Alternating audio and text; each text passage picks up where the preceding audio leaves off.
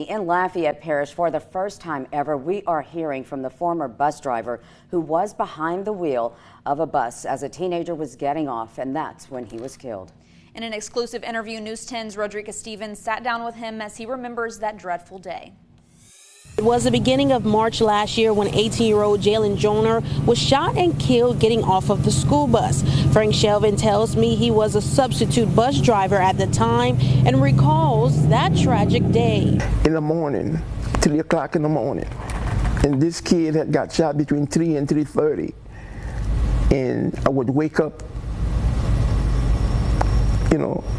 with tears, and I would hear this repeatedly, the gunshot and all this stuff. I mean, it would constantly going back and forward. Speaking after a year, 78-year-old Shelvin says he had to get therapy and counseling to cope after seeing the death of his student. He says he recalls Jalen telling him about the boys wanting to kill him. Shelvin says he did what he could to protect him. However, on the dreadful day of March 1st, when Jalen thought it was clear to get off the bus, it was not.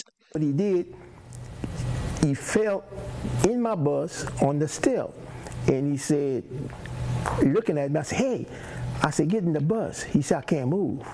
The boy came in the door. I'm looking at the gun, shot that boy twice in the back, then turned around and shot him twice in the head. And I couldn't believe this kid did this. In Karen Crow, Rodriguez Stevens, KLFY News 10.